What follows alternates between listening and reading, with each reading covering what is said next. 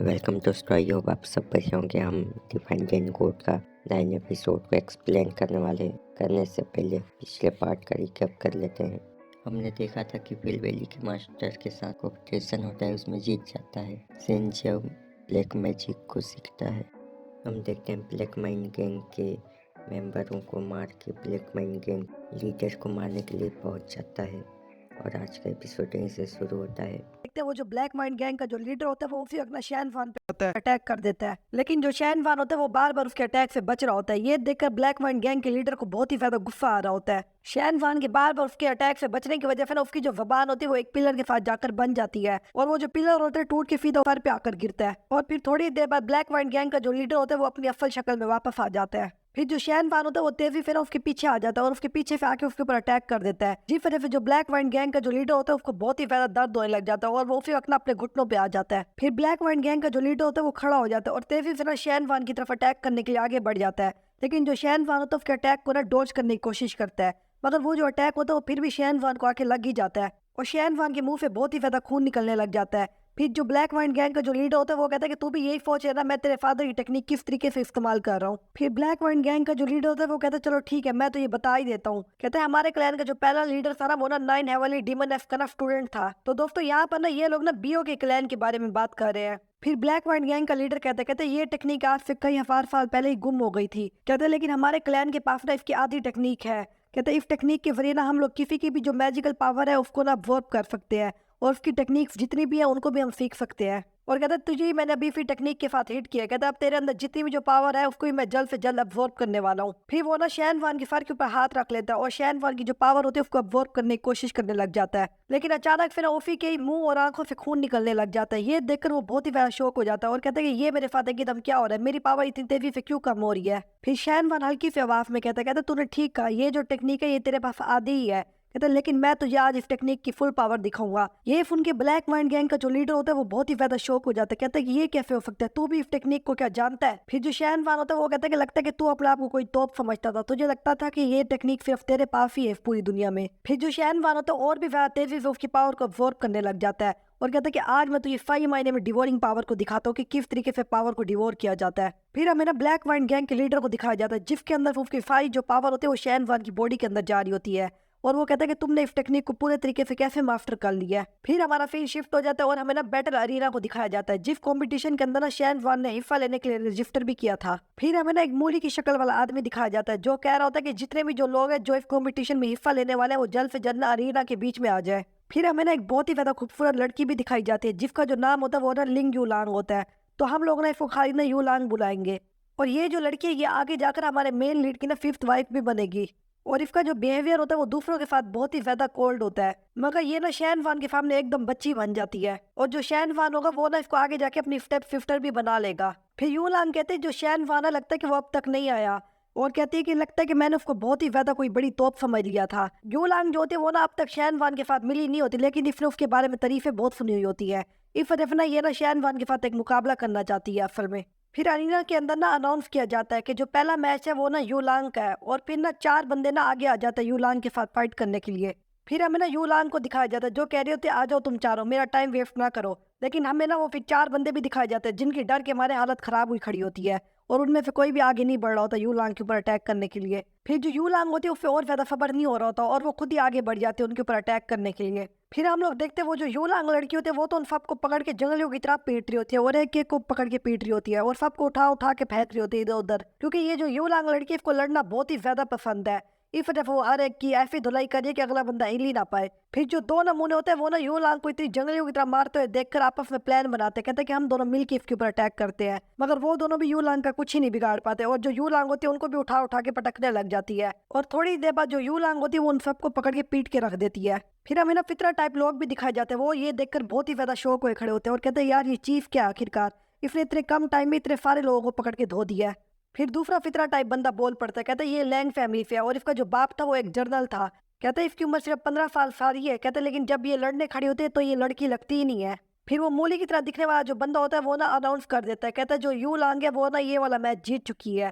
फिर जो you Lang होते हैं हमें दिखाया जाता है उसका दिल अब भी नहीं भरा होता और वो और भी फाइट करना चाहते हैं और कहते हैं सारे निकम्मे हैं। फिर मूली के मुंह वाला बंदा कहता है अब ग्रुप बी की बारी है फाइट करने के लिए। फिर हमें ना ग्रुप बी के बंदों को दिखाया जाता है जो कह रहे होते हैं देखो शैन फान अब तक नहीं आया। और दूसरा जो गंजा होता है वो कह रहा होता है, कहता है मैं तो लड़ने ही शैन फान के साथ आया था।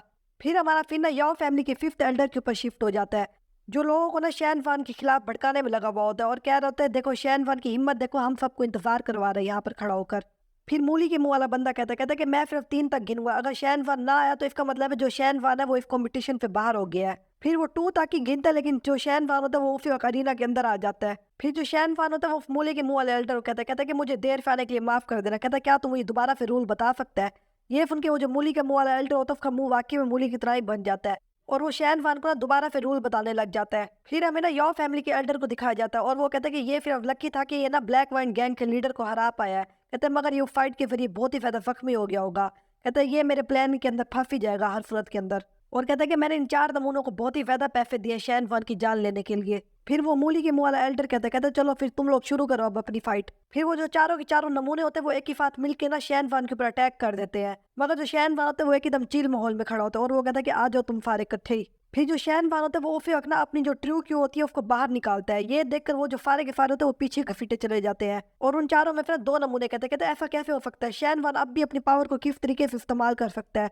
क्योंकि इन लोगों को ये लग रहा था जो शैन वान है उसने ना ब्लैक वाइन गैंग के लीडर के साथ जो फाइट किया ना उसमें शैन वान की फारी जो ट्रू क्यू है वो खत्म हो चुकी होगी अब तक। शैन वान को ट्रू क्यू इस्तेमाल करता देखकर जो यो फैमिली का जो एल्डर होता है उसका ही मुंह खुला पड़ा होता है। फिर हमें ना शैन वान को दिखाया जाता है जो अपने दिल में सोचा होता है, कहता है कि मैंने ब्लैक वाइन गैंग की जितनी भी जो पावर थी सबको अब्जॉर्ब कर लिया था, जिस वजह से जो मेरा जो लेवल है वो 8 लेवल पे चला गया था। फिर जो शैन वान होता है वो कहता है क्या तुम खुद ही हार मान के अरीना से निकलना चाहते हो या मैं तुम्हें खुद ही निकालूं बाहर। शैन खान की ये बात सुन के वो कहते हैं कि आप तो बुरा ही मान गए, आप फिक्र ही ना करो, हम अभी अपनी गंदी शक्ल यहाँ से गुम करते हैं। फिर हमें ना यू लैंग को दिखाया जाता है जो कह रही होती है लगता है कि मैंने इसको बिल्कुल सही में देखा था, ये वाकई में एक तोप ही है। कहती है मैं इसके साथ हर सूरत में एक फाइट जरूर करना चाहूंगी चाहे जो मर्जी हो जाए। फिर हमारा फील शिफ्ट होता है और हम लोग ना उस मूली के मुंह वाले बंदे को देखते हैं। अब जो नेक्स्ट मैच होता है वो ना यू लैंग का ना क्राउन प्रिंस के साथ होता है और फिर हमें ना पाइप की मुंह वाला क्राउन प्रिंस भी दिखाया जाता है जो यू लैंग को कह रहा होता है, कहता है कि मैं अपनी फ्यूचर वाइफ को ना किसी सूरत में भी चोट नहीं पहुंचा सकता। कहता क्या तुम हार मान सकती हो। तो दोस्तों यहाँ पर अब मैं आपको एक और बात बता देता हूँ, ये जो पाइप के मुंह वाला क्राउन प्रिंस है ना किसी सूरत में भी यू लैंग का ना श्योर नहीं बनेगा क्योंकि उससे पहले ही जो शैन वान है वो इसको पकड़ के टपका देगा और खुद ही यू लैंग के साथ जाकर शादी कर लेगा। फिर हमें ना यू लैंग को दिखाया जाता है जो कहते हैं कि मैं किसी सूरत में भी तुझ जैसे पाइप के मुंह वाले बंदे के साथ शादी नहीं करूंगी। फिर हमें बताया जाता है इनके बाद जो दूसरा मैच होगा वो ना शैन वान और यो फैमिली के एक लड़के के साथ होगा और इसका जो नाम है वो है यो चाओ। फिर वो जो ब्याओ चाओ होता है वो ना शैन वान के साथ बड़ी रिस्पेक्ट से बोलता है और कहते हैं कि ब्रदर शैन वान मैं आपको नेक्स्ट मैच में हरा के रहूंगा। फिर जो शैन वान होता है वो कहता लगता है कि तू बाकी के यो फैमिली के नमूनों से थोड़ा बहुत अलग है। फिर अचानक फिर पीछे फिर शैन वान के एक और यो फैमिली का बंदा आ जाता है और वो कहता है कि शैन वान कमीने तूने हमारे यो त्यार हुआ को मारा है, आज मैं तुझे हर फौज में यहीं पर ही मार दूंगा और आके फिर शैन वान के ऊपर अटैक कर देता है। लेकिन जो शैन वान होता है वो उसके अटैक से बच जाता है और उसका जो चाकू होता है उसको लेकर फिर उसी के ऊपर ही अटैक कर देता है। मगर बीच में ना वो यो चाओ आ जाता है और वो शैन वान कहता है कि इसको हम लोग खुद ही सजा दे देंगे, आपको इसको सजा देने की जरूरत नहीं है। फिर हमारा फिर ना यूलान के ऊपर शिफ्ट होता है जो वहां पे जाने वाली होती है मगर वो पाइप की मुंह वाला क्राउन प्रिंस कहता है कि यूलान हम ना जल्दी अपनी शादी के बारे में बात करेंगे। ये सुन के जो यूलान होती है उसको फिर से गुस्सा आ जाता है और वो कहते खाप भी ना देखो इस बारे में। फिर हमारा फिर ना शैन वान के ऊपर शिफ्ट होता है जो कह रहा है चलो ठीक है इस बार मैं तेरे कहने पे इसको छोड़ लेकिन अगर अगली बार ऐसा हो तो मैं इसको पकड़ के लंबा कर दूंगा यहीं पर। ये कहकर जो शैन फान होता है वो वहां पे जाने लग जाता है। फिर वो जो यो चाओ होता है वो शैन फान को पीछे से कहता है आप फिक्र मत करो अगली बार ऐसा कुछ भी नहीं होगा। शैन फान के जाने के बाद ना वो जो यो चाओ होता है वो अपने आप से कहता है कि ब्रदर त्यान हुआ फिक्र ना करो, मैं आपका जो बदला उसको जल्दी पूरा करूंगा। फिर हमारा फिर ना शैन फान के ऊपर शिफ्ट होता है जो अपने किंग डैन पवेलियन के अंदर आ जाता है और अपने दिल में कह रहा होता है, कहता है मैं जब इस कमीने यो चाओ से मिलता हूँ मुझे बहुत ही ज्यादा अजीब महसूस होता है अंदर से। फिर जो शैन फान होता है जब वो किंग डैन पवेलियन के अंदर जा रहा है तो अपना वो ना एक लाश की तरह दिखने वाला बूढ़ा देखता है। उसको देखकर जो शैन वान होता है वो कहता है कि इसकी जो ट्रू क्यू है वो तो बहुत ही ज्यादा प्योर है। फिर शैन वान फ्लाश की तरह दिखने वाले बुढ़े को कहता है कि मुझे लगता है कि आप इस मोटल वर्ल्ड से नहीं हो। और वो बुढ़ा जो होता है वो ना शैन वान को देखकर कहता है तो फिर तुम शैन फान होगे जरूर। और फिर वो बुढ़ा कहता है मेरा जो नाम है वो है शैंग फूरोंग। और कहता है आज से 50 साल पहले ना मैं ना मार्शल आर्ट फैक्ट के अंदर चला गया था और कहता है कि मैं इसके साथ साथ तुम्हारा एनसिस्टर भी हूँ। उस बुढ़े की ये बात सुन के जो शैन फान होता है अपने दिल में ना मुस्कुराने लग जाता है और कहता है कि जब मैंने यो फैमिली के अच्छे पे टकोर किया ना तो ये जो बुढ़ा अब ये मेरी हेल्प करने के लिए आया है यहाँ पर। फिर वो बुढ़ा कहता है मैं यहाँ पर ना फिर अब एक चीफ के लिए आया हूँ।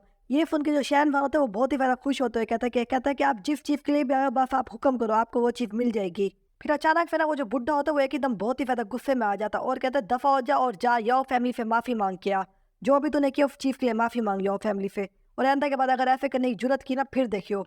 उस बुड्ढे की ये बात सुन के जो शैनवान होता है उसको 440 वोल्ट के बजाय सीधा 400,000 वोल्ट का झटका लग जाता है। फिर शैनवान कहते फिर यार आप मुझे ऐसे कैसे कह सकते हैं। फिर हमें ना शैन फैमिली का वो गंजा एल्डर दिखाया जाता है जो शैनवान कहते योर फैमिली ने मेरी मार्शल आर्ट फैक्ट के अंदर बहुत ही ज़्यादा मदद की है और कहते तुम्हारी हिम्मत कैसे हुई योर फैमिली को हमारा दुश्मन बनाने की। फिर वहाँ पर ना पवेलियन मास्टर आ जाता है जो ना शैन फैमिली को गंजे एल्डर को कहता है तू हमारी शैन फैमिली का कुछ भी नहीं लगता गंजे। फिर पवेलियन मास्टर ऑफ गंजे एल्डर को कहता तूने पहले भी अपनी खातिर कई दफा शैन फैमिली के साथ गद्दारी की है। और फिर पवेलियन मास्टर कहता गंजे कब्र में पैर लटका ही खड़ा और अब भी तो अपनी हरकतों से बाज नहीं आ रहा और कहते जब तू मरेगा तो तू शैन फैमिली के एनफिफ्टर्स को क्या जवाब देगा। फिर वो गंजे एल्डर कहता कि मैं तुम्हें बार बार कह रहा हूँ योर फैमिली बहुत ही ज्यादा पावरफुल है यहाँ तक कि तुम्हारी औकात से भी ज्यादा। और फिर वो गंजे एल्डर कहता इस तरफ मैं कह रहा हूँ तुम्हारे लिए बहुत ही ज्यादा अच्छा होगा तुम जाओ योर फैमिली का घुट्टा टेक के माफी मांगो। फिर पवेलियन मास्टर कहता मुझे नहीं पता था इस कुत्ते को योर फैमिली से हड्डी मिलने के बाद इतना ज्यादा वफादार हो जाएगा यहाँ तक कि अपनी खुद की फैमिली को भी धोखा दे देगा। फिर शैनवान कहता जितने भी जो मार्शल आर्ट क्लैन है उन सब के अंदर इसी तरह के नमूने भरे पड़े हैं। फिर पवेलियन मास्टर कहता उनमें से जो बहुत से स्टूडेंट है वो ना आउटर स्टूडेंट है और कहता लेकिन मुझे लगता है कि ये जो गंजा है इसका स्टेटस थोड़ा सा हाई है उसके अंदर। फिर हमारा सीन शिफ्ट होता है और हम लोग ना शैनवान को देखते हैं जो ना पुशअप मार रहा होता है और मियो उसके ऊपर बैठी होती है। फिर शैनवान कहता सिस्टर मियो मैं और ज्यादा ये नहीं कर सकता। ये उनकी जो मियो होती है वो गुस्सा करने लग जाती कहती मैं भी देखती हूँ कि तू कैसे पूरे नहीं कर सकता पुशअप। लेकिन मुझे तो ये सीन देखकर ये लग रहा है कि मियो ट्रेनिंग की खातिर नहीं बल्कि अपने खुद के झूले खाने के लिए शैनवान से पुशअप मरवा रही है। फिर हमें ना बियो को दिखाया जाता है जो कह रही होती बीफ ट्रांसफॉर्मेशन से पहले तुम्हें अपनी बॉडी को अच्छे से इवॉल्व करना होगा। और फिर बियो कहते कि अगर मियो का ये ना मैजिकल वेपन ना होता ना जिसका जो वेट है वो 3000 पाउंड है तो तुम ये ट्रेनिंग कब की खत्म कर लेते। फिर हमें ना दोबारा फिर मियो को दिखाया जाता है जो शैनवान कह रही होती है कहते तुम्हें क्या लगा कि मैं तुम्हें इतनी आसानी से जाने दूंगी यहाँ से। फिर हमारा फिर ना थोड़ी देर बाद पे शिफ्ट होता है और हम लोग ना शैनवान को देखते हैं जिसकी जो हालत होती है वो बिल्कुल मरी हुई होती है। और फिर हमें मियो को दिखाया जाता है जो कह रही होती है आज के लिए इतना काफ़ी है कहती अब हमारा जो सेकंड स्टेप है उसकी बारी आ गई है। फिर मियो कहते बीफ ट्रांसफॉर्मेशन का जो सेकंड स्टेप है उसकी खातिर ना तुम्हें अपने डिवाइन रिलम के अंदर जाना होगा और उसके माथे के ऊपर उंगली रख के कहते कि तुम्हें ना उसके अंदर जो बीफ है उसके साथ फाइट करनी होगी जो ट्रू क्यू से बना हुआ है। और फिर मियो शैनवान कहते जो टेक्निक तुमने सीखी उस टेक्निक में फिर तुम किसी भी टेक्निक का नाम सोचो और उसी का जो बीफ होगा वो तुम्हारे सामने आ जाएगा। फिर शैनवान कहता फिर मैं व्हाइट टाइगर की ट्रू क्यू को समन करना चाहूंगा। फिर उसी वक्त में जो शैनवान होता है वो ना अपने डिवाइन रिलम के अंदर चला जाता है और वहाँ पर उसके सामने व्हाइट टाइगर आ जाता है। ये देखकर जो मियो होती है वो कहते कि अगर तुम इसको हरा दोगे ना तो तुम इसकी पूरी टेक्निक को मास्टर कर लोगे और कहते इसके साथ साथ तुम व्हाइट टाइगर बीफ ट्रांसफॉर्मेशन को भी मास्टर कर लोगे। फिर शैनवान कहता लेकिन सिस्टर मियो मेरा आपसे एक सवाल भी है और कहता मैंने तो फिर व्हाइट टाइगर के बारे में सोचा था मगर यहाँ पे ये दूसरा कौन सा बंदा मेहमान बन के आ गया है। ये देखकर जो मियो होती है वो कहते ये क्या ये तो वान यू है। ये उनके जो शैनवान होते हैं वो कहते हैं कि आपको फिर इसका नाम नहीं लेना आपको मुझे कोई एक्सप्लेनेशन भी देनी होगी कि ये यहाँ पर कर क्या रहा है आखिर क्योंकि इस टाइम शैनवान को अच्छे से पता है कि अगर ये दोनों बीफ साथ मिल गए ना तो इस टाइम शैनवान की हालत जरूर पतली कर देंगे। ये उनकी जो मियो होती है वो कहते तुम इस बात को छोड़ो कहते कि अगर तुम इन दोनों को हरा दोगे ना तो तुम इन दोनों की टेक्निक को मास्टर कर लोगे और तुम इन दोनों की जो बीफ ट्रांसफॉर्मेशन है उसको ही मास्टर कर लोगे। फिर जो शैनवान होता है वो उन दोनों बीफ की तरफ देख कर कहता लेकिन मुझे तो इनके इरादे सही नहीं लग रहे कहता कि अगर इन दोनों ने मुझे हरा दिया तो फिर मेरे साथ क्या होगा। फिर मियो कहते वो तो उन दोनों की मर्जी है ना वो तुम्हारे साथ क्या करना चाहेंगे। फिर अचानक फिर ना वो दोनों बीफ ना एक एक करके शैनवान के ऊपर आके फिदा अटैक कर देते हैं। ये देख कर जो मियो होती है वो फिदा वहाँ से पतली गली पकड़ती है और निकल जाती है। ये देख कर जो शैनवान होता है वही पतली गली पकड़ने की कोशिश करता है मगर उसके लिए फिर मोटी गली ही बचती है और जिस वजह से वो जो दोनों बीफ होते हैं वो शैनवान का पीछा करने लग जाते हैं और वॉल पे चीखे मारता हुआ वहाँ से भाग रहा होता है और इसके साथ साथ मियो को भी कोफ रहा होता है और कहता है कि सिस्टर मियो तुमने मेरे से झूठ बोला है कहते तुम एक ना एक दिन मुझे जरूर मार के रख दोगी। फिर हमें 4 दिन बाद का सीन दिखाया जाता है जहाँ पर ना हम लोग ना टूर्नामेंट का मैदान देखते हैं और वहाँ पर वो जो मूली की वाला बंदा होता है वो कह रहा होता है कहते हैं कि आज का जो मैच है वो शुरू होने ही वाला है बस। और हम लोग देखते हैं योर फैमिली का वो नमूना और जो शैनवान होते हैं वो भी उस स्टेज के ऊपर आ जाते हैं और फिर वो मूली के मुँह वाला एल्डर कहता है कोई भी रूल नहीं है बस एक बात याद रखना जो स्टेज पे गया वो फिर गेम ही हार गया। फिर जो शैनवान होता है वो ना योर फैमिली के नमूने का हाथ देखता है जिसके ऊपर अब भी पट्टियां बंधी हुई होती है और फिर शैनवान ना योर फैमिली के नमूने की तरफ से एक थैली फेंक देता है और कहता है तुम्हें ये जो जख्म है ये मैंने दिया है और मेरा जो दिया हुआ जख्म होता है वो तभी ठीक होगा जब मैं तुम्हें उसकी पिल दूंगा और कहता है कि अगर तुम मेरी बनाई हुई पिल नहीं खाओगे तो इसको ठीक होने में बहुत ही ज्यादा टाइम लग जाएगा। फिर जो योर फैमिली का नमूना होता है वो ना उस पिल को पकड़ लेता है और फिर शैनवान कहता है कि मैं नहीं चाहता कि लोग कहे कि तुम जख्मी थे इस वजह से मैं जीत गया हूँ। और फिर वो जो योर फैमिली का जो नमूना होता है वो उस पिल को खा लेता है और कहता है कि मुझे यकीन है कि जो ब्रदर शेंगे वो मुझे पॉइंट नहीं देंगे। फिर वो योर फैमिली का नमूना कहता है लेकिन याद है मैंने पहले क्या कहा था मैं जीतने के लिए कुछ भी कर सकता हूँ। और फिर उस योर फैमिली के नमूने का जो जख्म होता है वो पूरे तरीके से हील हो जाता है उसी वक्त। फिर वो जो योर फैमिली का नमूना होता है वो तेजी से ना शैनवान की तरफ अटैक करने के लिए बढ़ जाता है।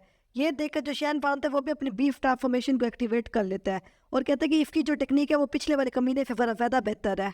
फिर जो शैन वान होता है वो भी तेजी से यो फैमिली के नमूने की तरफ अटैक करने के लिए बढ़ जाता है और कहता है कि मैं भी फिर बीफ ट्रांसफॉर्मेशन को चेक करके देखता हूँ कि ये कितनी ज़्यादा पावरफुल है। लेकिन अचानक फिर जो शैन वान होता है उसकी बॉडी वहीं पर फ्रीज हो जाती है और फिर वो जो यो फैमिली का नमूना होता है वो फिर शैन वान के पीछे आ जाता है और उसको पंच मारते हुए कहता है कि मैं ना यो त्यान हुआ का बदला लेकर रहूंगा तुझसे कमीने, और उसे अगला शैन वान को एक जोरदार पंच मार देता है। जी फिर जो शैन वान होता है उसके मुंह से बहुत ही ज्यादा खून निकलने लग जाता है और फिर इर्द गिर्द के फितना टाइप लोग बोलते हैं, कहते हैं ये क्या, जो शैन वान है वो लड़ाई क्यों नहीं कर रहा और वो एक जगह क्यों रुका खड़ा है। फिर शैन वान ना बहुत ही ज्यादा गुस्से में कहता है कि तूने मुझे पॉइजनस गैस दिया ना, कहते जिस तरफ मेरी जो बॉडी है वो मूव नहीं कर रही और कहते जिस तरफ मेरी बॉडी की जो मेरिडियन है वो भी फील हो गया और मैं अपनी ट्रू क्यू को भी बाहर नहीं निकाल पा रहा। ये सुन के वो जो यो फैमिली का नमूना होता है वो हंसते हुए कहते कि हाँ मैंने ही तेरे साथ ये हरकत की है और कहते कि अगर एक दफा मुझे किसी की ट्रू क्यू के बारे में पता चल जाए ना तो मैं उसके लिए एक तरीके का पॉइजनस बना सकता हूँ आराम से। ये सुन के जो शैन वान होता है वो कहता है कि ऐसा कैसे हो सकता है, तुझे मेरी ट्रू क्यू के बारे में कैसे पता चला। लेकिन अचानक फिर शैन वान को वो सीन याद आ जाता है जब ना ये ना यो फैमिली के एक बंदे को बचाने ही खाते ना शैन वान के सामने आ जाता था और फिर जो शैन वान होता है वो कहता है तूने वो अटैक जानबूझ के रिसीव किया था मेरे से। फिर यो फैमिली का नमूना कहता है कि मुझे तो ये एक और चीज़ भी बतानी है, कहता वो जो अटैकर था उसको ही मैंने ही भेजा था तेरे पे अटैक करने के लिए और फिर तेरी फिर शैन वान की तरफ बढ़ जाता है उसके ऊपर अटैक करने के लिए और फिर वो जो यो फैमिली का नमूना होता है वो शैन वान के ऊपर बहुत से अटैक कर देता है और फिर वो यो फैमिली का नमूना कहता है मुझे पता था कि तू उस लड़के को जान से नहीं मारेगा, कहता इस वजह से तो मैं तेरे आगे तेरा अटैक रोकने के लिए आ गया था और कहते ये सब कुछ ना मेरे प्लान के हिसाब से ही हुआ है। और वो शैन वान को एंड में एक और लात जोर से जड़ के देता है और कहता है कि अब मैंने तो ये पहले ही कह दिया था कि मैं जीतने के लिए कुछ भी कर सकता हूँ। फिर शैन वान कहता मैंने तुम्हारी पूरी यो फैमिली को बहुत ही ज़्यादा ओवर एस्टिमेट कर दिया था, कहता लेकिन अब मुझे पूरे तरीके से पता चल चुका है इस पूरी फैमिली के अंदर ही कमीने लोग भरे पड़े हैं। फिर यो फैमिली का नमूना तेजी से शैन वान की तरफ बढ़ने लग जाता है और कहते तो क्या हुआ, जिसको मेरा सीक्रेट पता चला है वो बंदा उसे मारा जा चुका है। फिर पीछे फिर ना फितना टाइप लोग बोलते हैं, कहते हैं कि वो मूली के मुँह वाले फिर चश्मा डाल के देख यो फैमिली का नमूना शैन वान को मारने जा रहा है, लेकिन वो जो मूली के मुँह वाला होता है वो कुछ भी नहीं कहता और जानबूझ के सबको इग्नोर करता रहता है और अपने जरूरी काम के अंदर मसरूफ रहता है। फिर हमें यो फैमिली का वो एल्डर दिखाया जाता है जो कह रहा था ये सारे फितना टाइप लोग कमीने हैं एक नंबर के और कहते हैं कि अच्छा है कि जो यो चौ है उसका प्लान काम कर रहा है। फिर हमारा सीन शिफ्ट होता है और हम लोग ना यो चौ को देखते हैं जो उसे अपना शैन वान के ऊपर जाके अटैक कर देता है अपनी तलवार से, मगर अचानक फिर शैन वान की बॉडी से एक बहुत ही ज़्यादा पावरफुल एनर्जी बाहर निकलती है और वो जो यो चौ होता है उसकी जो तलवार होती है उसको पूरे तरीके से डिस्ट्रॉय कर देती है। शैन वान की बॉडी के अंदर से इतनी खतरनाक पावर निकलते हुए देखकर जो यो चौ होता है उसकी तो हालत ही खराब हो जाती है और कहता है ऐसा कैसे हो सकता है, शैन वान के अंदर इतनी ज़्यादा खतरनाक एनर्जी क्यों नहीं कर रही है एकदम। फिर शैन वान कहता कि आखिरकार मैंने अपनी प्योरीफाइंग टेक्निक का इस्तेमाल करके तेरा जो पॉइजनस है उसका असर पूरे तरीके से खत्म कर दिया अपनी बॉडी से। और फिर शैन वान कहता कि अगर मेरे पास वान वो बीफ की ट्रांसफॉर्मेशन ना होती ना तो मैं तेरे हाथों से आज पक्का ही मारा जाता यहाँ पर। और फिर शैन वान कहता कि अगर तुम मुझसे पूछेगा कि मेरे पास एक और बीफ की ट्रांसफॉर्मेशन कैसे आई है तो मैं तो ये सिर्फ यही जवाब दूंगा कि ये एक एक्सीडेंट हुआ था मेरे साथ। फिर जो यो चौ होता है वो ना शैन वान के पास 2 ट्रांसफॉर्मेशन देखकर बहुत ही ज्यादा डर जाता है और कहता है कि ऐसा कैसे हो सकता है, ऐसा तो बिल्कुल भी नहीं होना चाहिए था क्योंकि इस दुनिया में ना एक बंदा सिर्फ एक ही ट्रांसफॉर्मेशन रख सकता है, मगर जो शैन वान वाहिद है उसके पास 2 बीफ की ट्रांसफॉर्मेशन है और आगे जाकर वो और भी बीफ की ट्रांसफॉर्मेशन ले सकेगा। और फिर शैन वान कहता लगता है कि अब मेरी बारी आ गई है लड़ाई करने की। जो जमीन के ऊपर बहाने करके गिर जाता है और कहता है कि मैं हार मानता हूँ, मैं तुमसे नहीं लड़ना चाहता अब। ये सुन के जो शैन वान होता है वो कहते चलो अच्छी बात है, कहते लेकिन तूने मुझे मारने की कोशिश की उसका इनाम तो लेता जा मुझसे। और फिर उसी अपना शैन वान ना अपनी पावर से यो फैमिली के नमूने के ऊपर अटैक कर देता है। जी फिर जो यो फैमिली का नमूना होता है उसकी हालत बहुत ही ज्यादा खराब हो जाती है।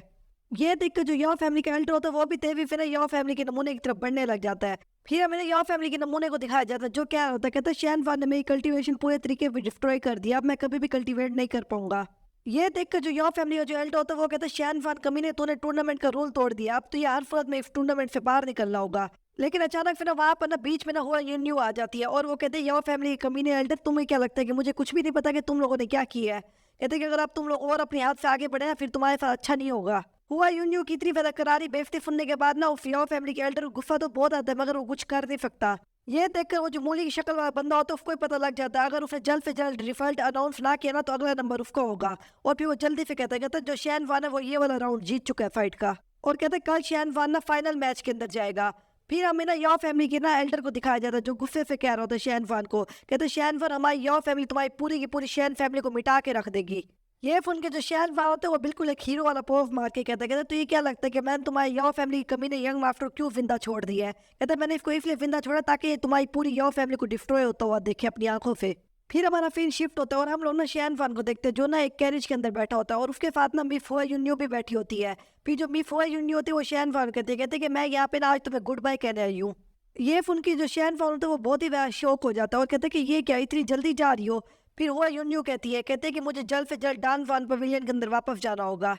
फिर जो हुआ यूनियो होती है वो एक दफ़ा फिर शैन फान को तंग करते हुए कहते तुम्हें अब इस बात का पछतावा तो नहीं हो रहा कि तुमने मेरे से शादी करने से इनकार जो कर दिया है। और फिर हुआ यूनियो शैन फान के और भी फिर पास आते हुए कहते कि अगर अब भी तुम मेरे साथ जाने को तैयार हो तो मैं तुम्हारी मेड भी बन सकती हूँ। ये सुन के जो शैन फान होता है वो कहते हैं कि नहीं मुझे इसकी जरूरत नहीं है। दोस्तों अभी तो जो शैन फान है वो हुआ यूनियो के सामने सख्त लौंडा बनने की कोशिश कर रहा है, मगर बाद में पूरा दिन हुआ यूनियो के साथ कांड करता फिर रहा होगा। और ये जो हुआ यूनियो होती है ये ना शैन फान की तीसरी या चौथी बीवी होती है। फिर हुआ यूनियो उदास होते हुए कहते चलो कोई बात नहीं, कहते लेकिन जाने से पहले ना मैं तुम्हें ना बहुत ही अच्छे बंदे देकर जाऊंगी ताकि वो ना तुम्हारा पीछे किंग डान पवेलियन संभालने में तुम्हारी मदद करे। फिर शैन फान ने हुआ यूनियो कहता कभी अगर मैं डान फान पवेलियन के अंदर आऊंगा तो मैं तुम्हें जरूर ढूंढने आऊंगा। ये सुन के जो हुआ यूनियो होते हैं वो कहते कि सारे आदमी झूठे होते हैं, कहते तुम मुझे किस तरीके से ढूंढोगे जब तुम्हें मेरा असल नाम ही नहीं पता। ये सुन के जो शैन फान होता है वो बहुत ही ज्यादा शौक हो जाता है और कहते ये क्या हुआ यूनियो तुम्हारा असल नाम नहीं है। फिर हुआ यूनियो कहते रूल के हिसाब से जो भी हुआ फैमिली का मास्टर होगा उसको हुआ यूनियो कह के बुलाया जाएगा। कहते और जो हुआ यूनियो है ये मेरा असल नाम नहीं है। फिर हुआ यूनियो ना शैन फान के पास आकर उसको किस कर लेती है। दोस्तों यहाँ पर ना सीन फिर स्किप कर दिया मांगा वालों ने, मैंने तो नॉवल पढ़ा ही फिर मुझे पता है यहाँ पर क्या कांड होता है इनका। जैसे हुआ यूनियो ना शैन फान को किस करने के बाद हटती है तो फिर वो शैन फान को कहते जब तुम मुझे ढूंढने होगे तो तुम्हें फिर खुद मेहनत करनी होगी इसके लिए। फिर जो हुआ यूनियो होती है वो ना वहाँ से चली जाती है और जो शैन फान होता है वो पीछे खड़ा होकर उसको हाथ ही ला रहा होता है सिर्फ। फिर मियो ना शैन फान के अंदर से बाहर निकलती है और कहती है हाथ हिलाना बंद कर, और कहती है ये जो लड़की ये बहुत ही ज्यादा खतरनाक है वाकई में। फिर मियो ना एकदम बहुत ही ज्यादा गुस्से में आ जाते हैं और कहते हैं कि अगर तुम इसके ऊपर ड्यूल कल्टीवेशन कर लोगे ना तो तुम्हारा जो लेवल है वो बहुत ही तेजी से बढ़ जाएगा, यहाँ तक कि तुम्हारी 10 साल की मेहनत भी बच जाएगी। और ये जो कल्टीवेशन बता रही है ये ना कांड वाली कल्टीवेशन बता रही है। ये सुन के जो शैन फान होता है वो कहते हैं ये तो ठीक है, कहते मगर आप इतनी ज्यादा एकदम डरावनी क्यों लग रही हो मुझे। फिर अचानक फिर अंदर से एक आवाज आती है और कहते हैं कि नेक्स्ट राउंड स्टार्ट होने वाला है। ये सुन के जो शैन फान होता है वो तेजी से अंदर चला जाता है और कहते हैं कि ये क्या अगला राउंड भी स्टार्ट होने वाला है, और कहते हैं कि मैं देखना चाहता हूँ मेरे साथ फाइनल में आके कौन मैच करेगा। फिर ना हमें दो फितना टाइप लड़कियों को दिखाया जाता है जो आपस में बातें कर रही होती है और कहते हैं कि ये जो यूलांग लड़की है ये बहुत ही ज्यादा खतरनाक है। और कहते हैं एक दफा प्रिंस ने ना इसको छूने की कोशिश की थी और यूलांग ने तो उसके मेन पार्ट पे ऐसी टांग मारी थी कि प्रिंस हिल ही नहीं पाया था कई दिनों तक।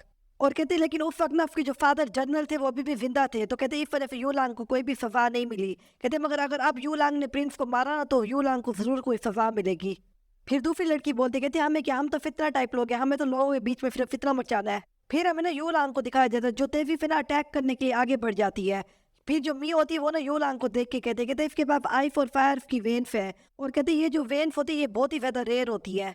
फिर यूलांग जाके तेवी फिना उसके ऊपर अटैक कर देती है और अभी भी हमें मियो की आवाज़ आ रही होती है और वो कह रही होती है कहते मगर इसकी जो टेक्निक्स है वो बहुत ही ज़्यादा ख़राब है, कहते अगर इसको अच्छे से ट्रेन किया जाए ना तो ये बहुत ही ज़्यादा जल्दी पावरफुल हो जाएगी। और जो यूलांग होती है वो अब भी उस प्रिंस को पीटने में लगी पड़ी होती है। फिर हमें ना प्रिंस को दिखाया जाता है जो अपने हाथ में ना कुछ नीडल्स बाहर निकाल लेता है और कहता है कि अगर ये मैच इसी तरीके से चलता रहा ना तो मैं तो बहुत ही ज़्यादा जल्दी हार जाऊंगा, कहते मुझे जल्द से जल्द कुछ करना होगा। और कहते यूलांग अब इसके लिए तुम खुद को ही ब्लेम दो, मुझे नहीं।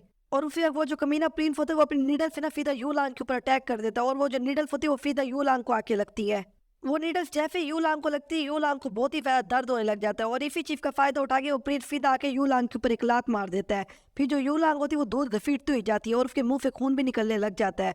फिर यूलांग कहते तुमने रूल तोड़ा और तुमने मेरे ऊपर हिडन वेपन को इस्तेमाल किया है। ये सुन के वो जो कमीना प्रिंस होता है वो कहते किस तरीके का हिडन वेपन, अगर तुम दिखा सकते हो हमें हिडन वेपन तो दिखाओ कौन सा हिडन वेपन है। फिर ना हमें ना शैन फान को दिखाया जाता है जो ना वो हिडन वेपन को देख लेता है और कहते हैं इस कमीने ने ना आइस बॉयफ्रेंड को इस्तेमाल किया और कहते हैं ये बहुत ही ज्यादा खतरनाक वेपन है। तो और आज का एपिसोड यहीं पर ख़त्म हो जाता है। हमारा क्यूट गार्डन फैमिली का मेंबरशिप ओपन जाके ज्वाइन कर सकते हो। जाते जाते कमेंट में अपने सजेशन बताते चला। हम मिलते हैं नेक्स्ट वीडियो में, तब तक बाय बाय।